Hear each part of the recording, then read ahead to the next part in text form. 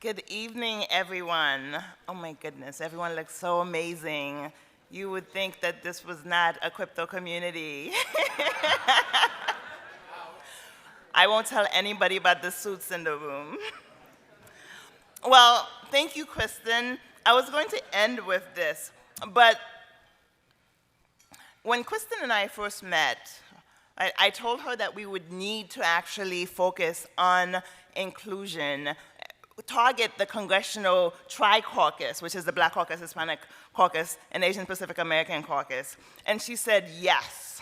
And we've been working on this since 2019. And we know today that we need to have a bipartisan approach. The member companies here need to target progressives. The good news is, because of the investments that Kristen made, because of the leadership that she saw, we do not have to start from scratch. This body has a great story to tell when it comes to inclusion, and there's a lot of work ahead. But because of Kristen, we are well on our way. Now, as Kristen mentioned, I'm the executive director of Blockchain Foundation. I'm going to start by telling you a bit about the foundation, how we partner with member companies, and finally highlight a special collaboration. You all have these on your tables. This will reference the collaboration. Now, a bit about me. I worked in Congress. I worked for Congresswoman Barbara Lee and Betty McCollum, and I served in the Obama administration at the Department of Commerce. As Kristen mentioned, we've been working together on this important work since 2019. So many of you may think, where did the foundation come from?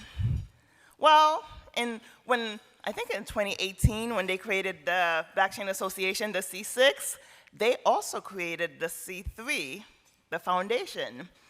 It stayed dormant, but active, but it wasn't launched until 2022.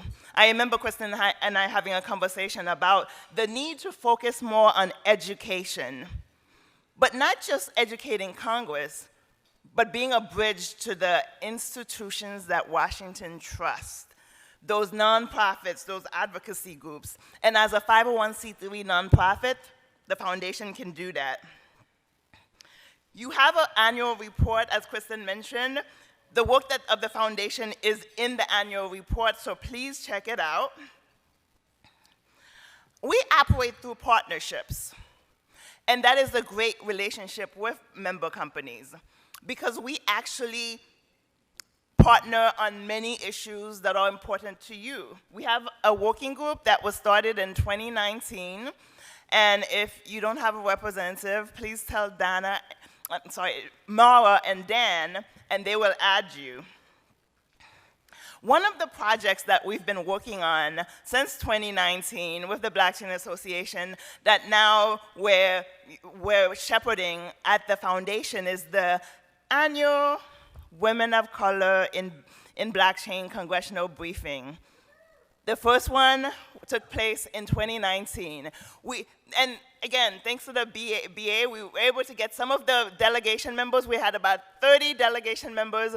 They're seated somewhere there. I'm going to ask them to stand real quick.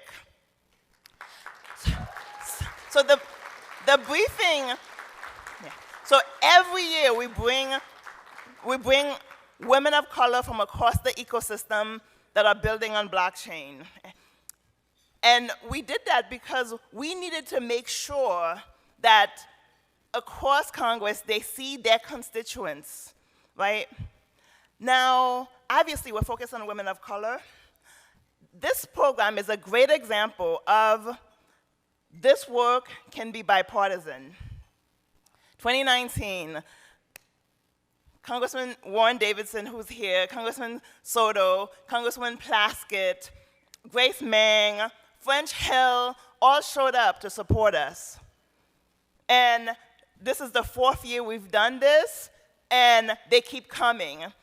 But Darren Soto and Congressman Warren Davidson have been true champions. And this year, we were scrambling trying to get a room, and Congressman Davidson's office came through, and then obviously he spoke at the briefing yesterday. So this is an example of a bipartisan effort.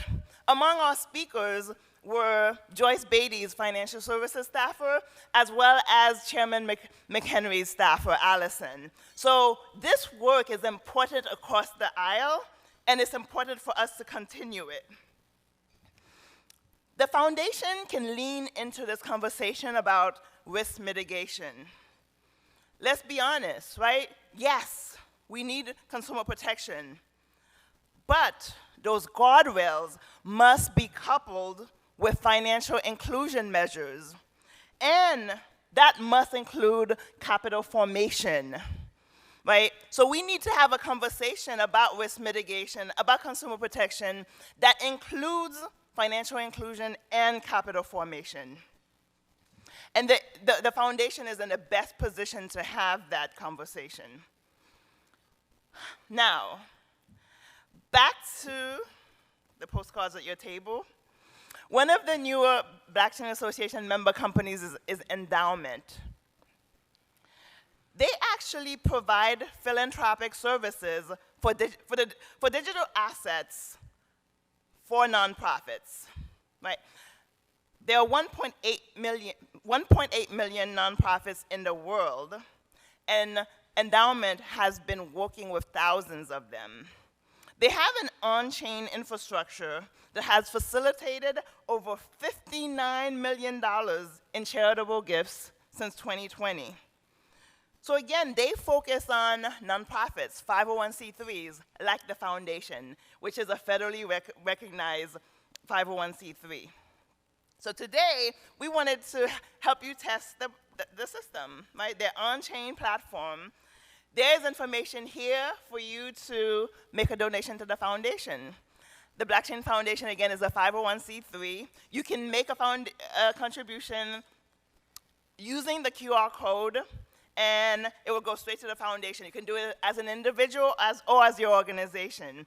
But we thought it would be a great way to test the system, right? We know philanthropic giving is one of the great examples of where cryptocurrency has been useful.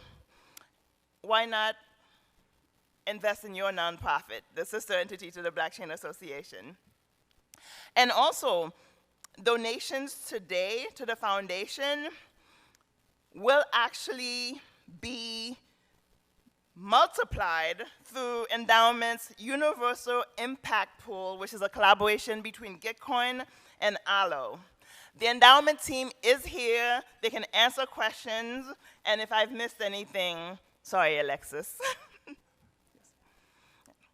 Now, I want to end by saying that for most of you, I've worked with a lot of your organizations when you've had a challenge or needed to do a work on engagement. You know, we've done calls, you participate in the working group. I just want to reiterate that the work of the foundation is through partnerships, through collaboration. We're lean and mean because the work that we do is really about promoting the important work that the industry is doing to foster education, foster engagement. So the good news is you're not alone, right? You are builders, you are creating infrastructure, and sometimes there's not a lot of time to actually do this work. So please look to the foundation. And thank you again for your support and for investing in the foundation. And thanks for Endowment for giving us an opportunity to test the system.